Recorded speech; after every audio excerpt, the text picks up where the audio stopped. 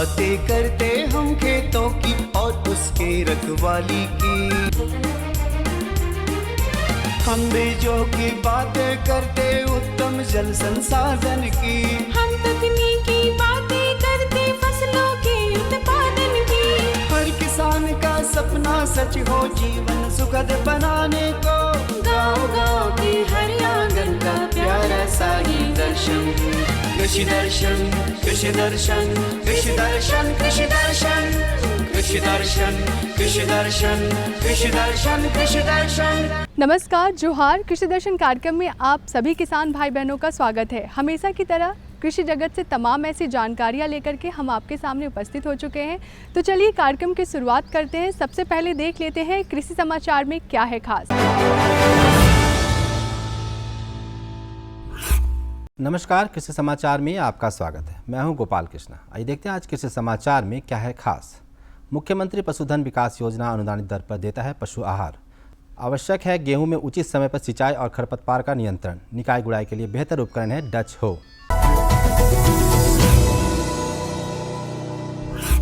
बेहतर पशुपालन में दुग्ध उत्पादन के लिए अच्छा और पौष्टिक पशु आहार एवं पूरक आहार की उपलब्धता सुनिश्चित कराना बहुत जरूरी है। इसी बात को ध्यान में रखते हुए राज्य सरकार मुख्यमंत्री पशुधन विकास योजना के अंतर्गत संतुलित पशु आहार, मिनरल मिक्सचर और शीतवर्धक इत्यादि अनुदानित दर पर पशुपालकों को देने का कार्यक्रम चला रही है।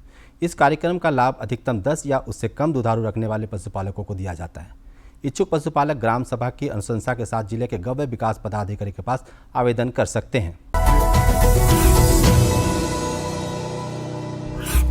किसान भाइयों, गेहूं की खेती में जैसा कि सिंचाई जल की बहुत आवश्यकता होती है, यदि आप गेहूं की फसल लगाए हुए हैं तो लगभग 20 दिन की अवस्था में पहली सिंचाई करें और 20 दिन के अंतराल पर 4 सिंचाई अवश्य करें। यदि सिंचाई जल की कमी है तो पहली सिंचाई के बाद यदि संभव हो तो सिंचाई करें, परंतु पौधे में बाली लगने के समय एक सिंचाई अवश्य करनी चाहिए और साथ ही खरपतवार का नियंत्रण भी आवश्यक। इन बातों का ख्याल रखकर गेहूँ की बेहतर पैदावार ली जा सकती है।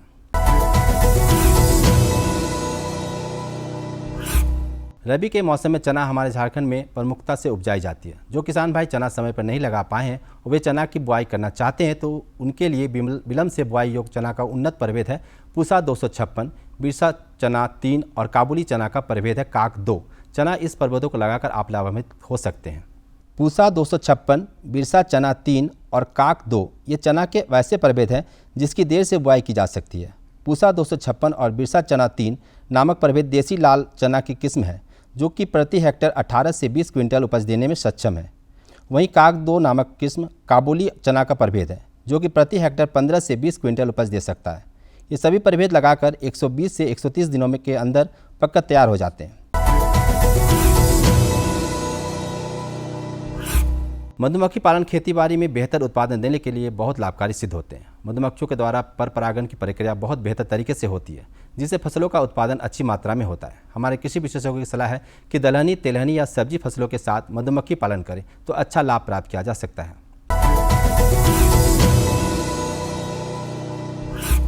निकाय गुड़ाई के काम को बेहतर तरीके से करने के लिए किसान डच हो का इस्तेमाल कर सकते हैं। इस किसी उपकरण से खेत में निकाय गुड़ाई करने के साथ साथ नाली और मेड़ भी बनाया जा सकता है। यह है डच हो। निकाय गुड़ाई के काम के लिए निर्मित इस उपकरण से खेत में नाली और मेड़ भी बना सकते हैं। डच हो द्वारा एक दिन में लगभग 15 डिसमिल खेत में लगे फसलों की निकाय की जा सकती है। इस उपयोगी उपकरण को बिरसा कृषि विश्वविद्यालय के अभियंत्रण विभाग से प्राप्त किया जा सकता है। और अब एक नज़र राज्य के कुछ प्रमुख शहरों के मौसम के मिजाज पर। आज राज्य के कुछ प्रमुख शहरों के तापमान इस प्रकार दर्ज किए गए। रांची अधिकतम 36 डिग्री सेल्सियस और न्यूनतम 18 डिग्री सेल्सियस। देवघर अधिकतम 36 डिग्री सेल्सियस और न्यूनतम 22 डिग्री सेल्सियस। जमशेदपुर अधिकतम 39 डिग्री सेल्सियस और न्यूनतम 24 डिग्री सेल्सियस। मेदिनीनगर अधिकतम 38 डिग्री सेल्सियस और न्यूनतम 21 डिग्री सेल्सियस। धनबाद अधिकतम 37 डिग्री सेल्सियस और न्यूनतम 22 डिग्री सेल्सियस। कृषि समाचार में आज इतना ही। कोरोना संक्रमण से बचे, संक्रमण से बचते हुए बेहतर कृषि कार्य करें। अगले अंक में फिर मुलाकात होगी कुछ ताज़ा तरीन खबरों के साथ। तब तक के लिए दीजिए इजाजत। नमस्कार, जोहार।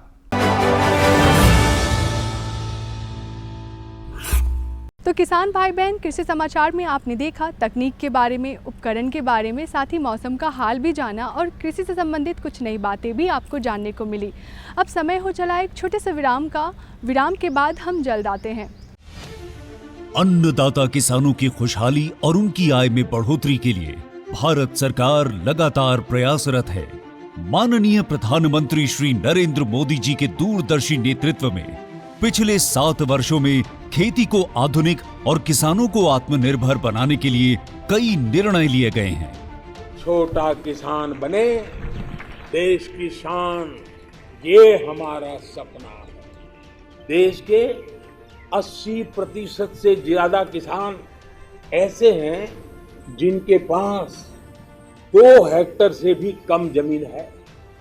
अब देश में इन्हीं छोटे किसानों को ध्यान में रखते हुए कृषि सुधार किए जा रहे हैं, निर्णय लिए जा रहे हैं। प्रधानमंत्री किसान सम्मान निधि योजना की शुरुआत 24 फरवरी 2019 को माननीय प्रधानमंत्री श्री नरेंद्र मोदी जी के द्वारा की गई थी।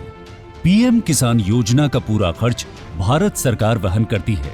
इसके तहत लाभार्थी किसानों को हर साल 6,000 रुपए की सम्मान राशि 2,000 रुपए की 3 समान किस्तों में सीधे उनके बैंक खातों में हस्तांतरित की जाती है। अब तक 11 करोड़ से भी अधिक लाभार्थी किसानों के बैंक खातों में 1,58,000 करोड़ रुपए से अधिक की राशि सीधे ट्रांसफर की जा चुकी है। किस्तों की जानकारी किसानों को एसएमएस के माध्यम से दी जाती है। இப்போ நேரா நாங்க வந்து பேங்க்குக்கு ஆக்சுவல் போகும்போது அந்த பணத்தை நாங்க வித்ரா பண்ணிட்டு வந்து நாங்க விவசாயம் பண்ணிக்கிறோம்।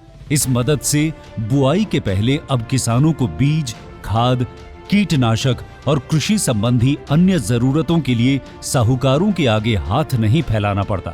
અને એના લીધે મારે કોઈ જોડે કે સગા સંબંધી કે મિત્રો જોડે મારે ઉછીના પૈસા લેવાની જરૂર પડતી નથી અને એનાથી હું સારી એવી खेती કરી શકું છું।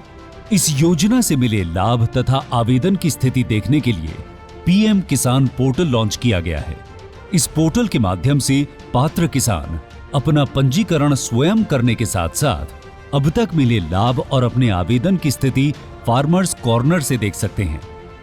इस योजना का लाभ पात्र किसानों को ही मिल सके, इसके लिए इस प्रक्रिया को फूल प्रूफ बनाते हुए इसे आधार और इनकम टैक्स वेरिफिकेशन के साथ साथ फिजिकल वेरिफिकेशन से भी जोड़ा गया है। इसके अलावा किसानों की सुविधाओं और जानकारी के लिए पीएम किसान मोबाइल ऐप भी विकसित किया गया है। पीएम किसान सम्मान निधि योजना का लाभ देश के सभी राज्यों और केंद्र शासित प्रदेशों के किसानों को मिल रहा है। इसे हासिल करके हमारा किसान सबल और आत्मनिर्भर हो रहा है। इस स्कीम ने हमारा भारत सरकार ने हमारा किसान के लिए बहुत बड़ा सम्मान दिया है। इसीलिए हम भारत सरकार को, प्रधानमंत्री नरेंद्र मोदी जी को हम बहुत बहुत धन्यवाद देती हूँ। आत्मनिर्भर भारत की पहचान प्रगतिशील और समर्थ किसान।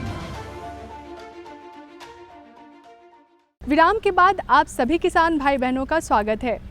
हमारे बहुत ऐसे किसान भाई बहन हैं जो खेती किसानी के साथ साथ पशुपालन भी करते हैं।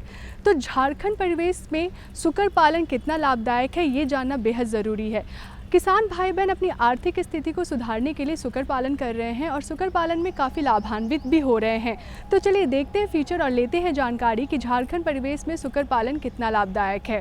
सुकर पालन यानी पिग फार्मिंग एक ऐसा व्यवसाय है जहां कम लागत में अधिक मुनाफा कमाया जा सकता है। यही वजह है कि युवाओं के लिए यह रोज़गार बड़ा विकल्प बनता जा रहा है। जहां तक बात झारखंड में सुकर पालन की करें तो यहाँ बड़े पैमाने पर लोग इस व्यवसाय से जुड़ रहे हैं। जानकार कहते हैं कि पशुपालक अगर ज़रूरी बातों का ध्यान रखें तो दोगुनी कमाई कर सकते हैं। आज हम आ पहुँचे हैं रांची पशु चिकित्सा महाविद्यालय, बिरसा कृषि विश्वविद्यालय रांची में, और हमारे साथ यहाँ के पशु वैज्ञानिक डॉक्टर रविंदर कुमार जी हैं।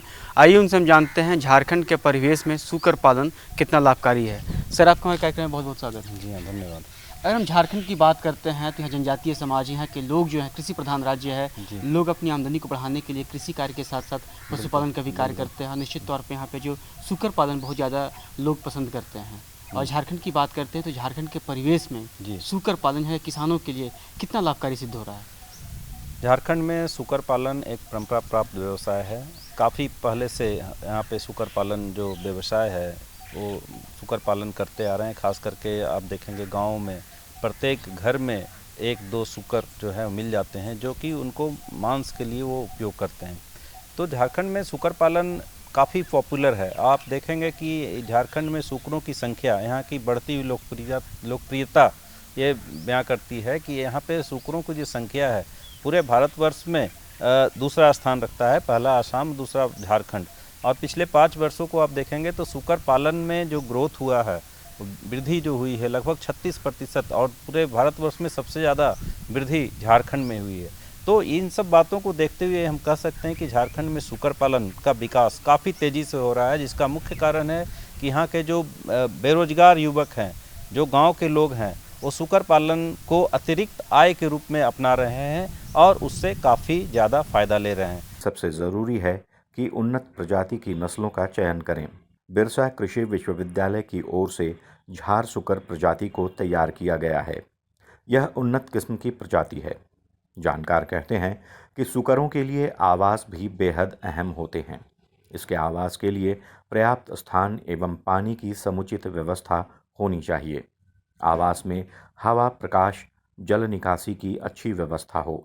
खास करके देखा जाता है झारखंड में आप देखेंगे कि लोग मांस के प्रति काफ़ी आकर्षित होते हैं, मांस खाना काफ़ी पसंद करते हैं। नॉन वेजिटेरियन लोग यहाँ पे ज़्यादा हैं। तो और नॉन वेजिटेरियन की बात करते हैं तो सूकर मांस यहाँ पे काफ़ी पॉपुलर है। इसलिए यहाँ पे बाज़ार की व्यवस्था काफ़ी अच्छी है और जो भी सूकर पालन यहाँ पे होता है तो उनको आसानी से बाज़ार मिलता है। और कृषि के साथ अगर वो पशुपालन की बात करते हैं तो सूकर पालन करते हैं और इससे अतिरिक्त आय लेकर के उनको ज़्यादा से ज़्यादा आमदनी होता है। डॉक्टर साहब ने बताया कि पूरे भारत में झारखंड का द्वितीय स्थान सूकर पालन के क्षेत्र में है। तो सूकर पालन का अगर कार्य करते हैं तो निश्चित तौर पे आज वैज्ञानिक तरीके से हमारे किसान जो है सूकर पालन का कार्य करते हैं और नस्ल बहुत ही महत्वपूर्ण होती है। क्योंकि अगर नस्ल समृद्ध होगी तो निश्चित तौर पर पालन में जो है काफ़ी खर्च कम आएगा और किसानों को इसका लाभ होगा। तो झारखंड के परिवेश में कौन सा जो ब्रीड है, कौन सा नस्ल है यहाँ के मौसम के लिए उपयुक्त है? सूकर पालन काफ़ी लाभकारी है। इसका मुख्य कारण ये है कि इनमें बढ़ने की क्षमता अधिक है, बच्चे देने की क्षमता अधिक है, बीमारियां कम होती है, रख रखाव पे खर्च कम होता है, कम पूंजी में हमारे किसान सूकर पालन शुरू कर सकते हैं। अब इसमें जो है वैज्ञानिक तरीके से सूकर पालन की जो बात आती है तो ज़्यादातर किसान अभी भी देसी किस्म के सूकर पालन करते हैं। तो अगर वो शंकर नस्ल, जो झारसूक नस्ल जो बिरसा कृषि विश्वविद्यालय के द्वारा बनाया गया है, इनका पालन करते हैं तो देसी की तुलना में 3 से 4 गुना ज़्यादा लाभकारी होता है।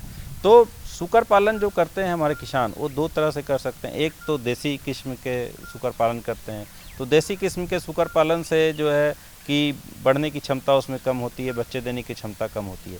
तो उनकी जगह पे वो झारसूक नस्ल का सूकर पालन करने से ज़्यादा लाभकारी होता है। सूकर गर्मी ज़्यादा बर्दाश्त नहीं कर पाते हैं, लिहाजा स्नान और हवादार जगह का इंतज़ाम रखें। वहीं आहार के लिए घरों, होटलों का बचा हुआ भोजन एवं जूठन खिला सकते हैं। बेकार सब्जियां, फलों के अवशेष, बेकार अनाज इत्यादि भी दिया जा सकता है। इसे सूकर चाव से खाते हैं। तो सूकर पालन हमारे जो किसान करते हैं वो 2 तरह से करते हैं। एक मांस उत्पादन के लिए, दूसरा बच्चा उत्पादन के लिए, जो ब्रीडिंग फार्म हम लोग कहते हैं। तो बच्चा उत्पादन में अगर एक सूकर की यदि बात करते हैं तो प्रति वर्ष 2 बार बच्चे देती है, एक बार में 8 से 10 बच्चे देती है। अगर 8 बच्चे भी मानते हैं तो 16 बच्चे, और एक बच्चे की कीमत जब 2 महीने के हो जाते हैं तो 3000 रुपये में हमारे किसान उसको बेचते हैं। तो लगभग 50,000 रुपया एक मादा सूकरी से बच्चे बेच करके उससे आमदनी होती है। अगर खर्च को हम लोग 8 से 10,000 जो दाना में, रख रखाव में जो खर्च होता है उसको भी काट देते हैं तो 35 से 40,000 रुपया प्रति सूकरी उनको फ़ायदा होता है। दूसरी चीज़ है कि बहुत सारे किसान मांस उत्पादन के लिए करते हैं, जो कि सूकर बच्चे खरीद कर लाते हैं, उनका बंधियाकरण कर देते हैं और 8 से 10 महीना रखते हैं, फिर मांस के रूप में तैयार होने पर उसको बेचते हैं। तो प्रति सूकर उसमें जो आमदनी होती है, तो एक सूकर जो 2,500 से 3,000 रुपये में ख़रीद कर लाते हैं और उसको जब 100 किलो तैयार करते हैं तो उसका कीमत उस समय लगभग जो है कि 18 से 20,000 रुपये का होता है। तो उसमें अगर जो खर्च है उसको काटते हैं तो प्रति सूकर कम से कम 10 से 12,000 रुपये की शुद्ध आमदनी हमारे किसानों को होती है। अगर वो 10 से 12 सूकर भी तैयार करके एक साल में बेचते हैं तो 1 से 1.5 लाख रुपए की शुद्ध आमदनी हमारे किसानों को होती है। उसी तरह से जो किसान पाँच भी मादा सुकरी रखती है तो उससे लगभग 1.5 से 2 लाख उनको आमदनी हो जाती है। तो इस तरह से आमदनी की बात करते हैं तो दूसरे पशुओं की तुलना में सूकर पालन से आमदनी बहुत ही ज़्यादा होता है। तो ये जो आमदनी होती है और साथ ही साथ रखरखाव पे खर्च कम होता है, तो इन सब बातों को देखते हुए हमारे किसान भाई भी जानते हैं कि सूकर पालन काफ़ी लाभकारी है। और सबसे जो ज़रूरी चीज़ है, सूकर पालन में रखरखाव पे खर्च कम होता है, उसके साथ ही साथ बीमारियां की संभावना कम होती है। विशेषज्ञ कहते हैं कि सूकर पालकों को चाहिए कि सूकर ज्वर तथा खुरपका मुहपका से बचाव के लिए 2.5 से 3 माह की आयु में टीकाकरण करें। बेहतर सूकर पालन के लिए प्रशिक्षण भी लिया जा सकता है। इसके लिए सरकारी स्तर पर भी कार्यक्रम चलाए जाते हैं। सूकर पालन अगर व्यवसाय के रूप में जो हमारे किसान भाई करना चाहते हैं तो उसको इंटेंसिव सिस्टम में रखते हैं, उसको घर में अंदर बंद करके रखते हैं और उसको बाहर नहीं छोड़ते हैं और अंदर में ही उनको खाद्य पदार्थ की उपलब्धता कराई जाती है, जिसको खा करके सूकर जो है वो तैयार होता है और बाज़ार के लिए फिर उपलब्ध कराया जाता है। तो तीसरा तरीका है कि सेमी इंटेंसिव सिस्टम, मतलब घर में भी रखना है, बीच बीच में उसको चराने के लिए भी छोड़ना है, तो इससे खाने का खर्च कम होता है। तो जिस तरह से हमारे किसान भाई सूकर पालन करते हैं 3 तरह से है, एक इंटेंसिव, एक सेमी इंटेंसिव, एक कम्प्लीटली एक्सपेंसिव जो बाहर चरते रहते हैं। तो तीनों तरह से हमारे जो सूकर पालक हैं, हर वर्ग के सूकर पालक जो हैं, जो भी उपयुक्त तरीका हो उससे सूकर पालन करके उससे फ़ायदा ले सकते हैं। तो किसान भाई बहन, अभी आपने देखा झारखंड परिवेश में सूकर पालन कितना लाभदायक है। हमारे आदिवासी मूलवासी हैं जो सूकर पालन करके अपनी आमदनी को बढ़ाते हैं और आत्मनिर्भर बनते हैं। तो आप भी सूकर पालन करिए और आर्थिक रूप से मजबूत बनिए। तो चलिए कार्यक्रम में बढ़ते हैं आगे और आपको अपनी देते हैं दूसरी जानकारी। हमारी दूसरी जानकारी है फसलों में पोषक तत्व प्रबंधन। हमारे बहुत ऐसे किसान भाई बहन हैं जो अपनी अच्छी फसल पैदावार के लिए गुणवत्ता वाली पोषक तत्वों का प्रबंधन करते हैं। तो अच्छी गुणवत्ता वाली पोषक तत्वों का प्रबंधन करने के लिए सही मात्रा जानना बेहद ज़रूरी होता है। तो आज हम मिलेंगे विशेषज्ञ से और लेंगे जानकारी कि फसलों में पोषक तत्व प्रबंधन कैसे करें। कृषि दर्शन एक ऐसा कार्यक्रम है जिसमें कृषि जगत से जुड़ी तमाम जानकारियाँ देते हैं, जो आप लोगों के लिए काफ़ी लाभदायक साबित हो सकती है। किसान भाइयों बहनों, कार्यक्रम के इस भाग में फसलों में पोषण तत्व प्रबंधन के बारे में आज जानकारी प्राप्त करेंगे। आज हम ICAR प्लांडू में उपस्थित हैं और हमारे सामने कृषि वैज्ञानिक डॉक्टर SK नायक जी उपस्थित हैं। सबसे पहले आपका कृषि दर्शन कार्यक्रम में स्वागत है। नमस्कार सर, ये जानना चाहेंगे फसलों में पोषण तत्व प्रबंधन के बारे में, थोड़ा किसान भाइयों की इस बारे में बताइए क्या होता है। हाँ किसान भाइयों, जैसे आप लोग जो खाद डालते हैं, जैसे जैविक खाद डालते हैं या रासायनिक खाद डालते हैं, जो खाद से ही हमारा पोषक जो है ना, पोषण जो होता है पौधे को मिलता है। तो अगर हम देखा जाए तो पूरे 17 पोषण जो चाहिए पौधे को चाहिए, ज़रूरत पड़ता है। उसमें से बहुत सारा हम जो खाद डालते हैं, जैसे यूरिया हो गया, DAP हो गया, म्यूरेट ऑफ पोटाश हो गया, ये सभी जो हम खाद से ही पौधे को पोषण प्राप्त होता है। और झारखंड के परिवेश में अगर बात करते हैं, और झारखंड का जो मिट्टी है यहाँ अम्लीय मिट्टी है और इस अम्लीय मिट्टी में बहुत सारे पोषण की यहाँ कमी होता है, क्योंकि अम्लीय मिट्टी के होने के कारण यहाँ नाइट्रोजन, फास्फोरस, पोटास और साथ ही साथ बहुत सारे सूक्ष्म पोषण जो होता है, जिंक हो गया, कैल्शियम हो गया, बोरॉन हो गया, इसका बहुत ही कम मात्रा में होता है। तो उसको उपलब्ध कराने के लिए, मिट्टी में उपलब्ध कराने के लिए हमें चूना का ज़रूरत पड़ता है। तो चूना जब तक हम नहीं डालेंगे कोई भी खाद का उसका फ़ायदा पौधा नहीं ले पाता है। तो चूना डालने के बाद हम कोई भी पोषण का जो है प्रबंधन सही मात्रा में हम कर सकते हैं। हम आते हैं अभी पोषण की कमी से। अगर हम नाइट्रोजन की बात करते हैं, नाइट्रोजन की पोषण कमी से आप देखेंगे किसान भाई, पौधे जो है ना पीला हो जाता है। जैसे पत्ता है, नीचे वाला पत्ता पीला हो जाता है। अगर हम फास्फोरस की बात करते हैं तो फास्फोरस में नीचे वाला पत्ता उसमें गुलाबी रंग हो जाता है। अगर पोटास की अगर बात करते हैं, उसका कमी से हमारा जो पोषण जो पत्ता जो होता है ना, किनारे से जल जाता है और धीरे धीरे पूरे पत्ते ही जल जाता है। ये सभी जो पुराना पत्ते से होते हैं, क्योंकि पत्ता अगर गड़बड़ होता है, क्योंकि पत्ता हमारा किचन हाउस है। अगर किचन हाउस में खाना अगर नहीं बनता है, पौधे को उसमें खाना सही भरपूर नहीं बनता है और हमारा जो फल है, जो पैदावार है, वो घट जाता है। तो हम सही मात्रा में पोषण अगर डालेंगे तो फिर पौधा उसको ले पाता है। साथ ही साथ अगर हम सूक्ष्म पोषण तत्व की बात करते हैं, जैसे है जिंक हो गया, बोरॉन हो गया, मोलिब्डेनम हो गया, ये बहुत ही ज़रूरत होता है। क्योंकि किसान भाई अगर आप सब्जी खेती करते हैं या फलदार पौधा लगाते हैं या कोई भी आपका फसल जो भी लगाते हैं, ये सूक्ष्म पोषक तत्व जो है ना बहुत ही ज़रूरत होता है। जैसे आपने देखा होगा कि जो स्वाद आजकल की जो सब्जी या जो भी फसल में हम बोलते हैं कि स्वाद नहीं आता है या चमक नहीं है, तो ये सभी कारण है हमारा जो सूक्ष्म पोषक तत्व जो है हम मिट्टी में नहीं डालते हैं। क्योंकि आप ज़्यादातर आप यूरिया, DAP, MOP डालते हैं और बाकी आप नहीं डाल पाते हैं। तो हमारा जो मिट्टी में है कितना वो मिट्टी तो नहीं दे पाएगा, बार बार हम उसी से दोहन करते जाएंगे और जो हम सूक्ष्म पोषक तत्व अगर हम मिट्टी में नहीं डालते हैं तो हमारा कमी दिखेगा। तो पहले हम बात करते हैं जो बोरॉन की बात करते हैं। बोरॉन एक ऐसा सूक्ष्म पोषक तत्व है, इसके बिना आपका सब्जी फसल जो है ना संभव नहीं हो पाएगा।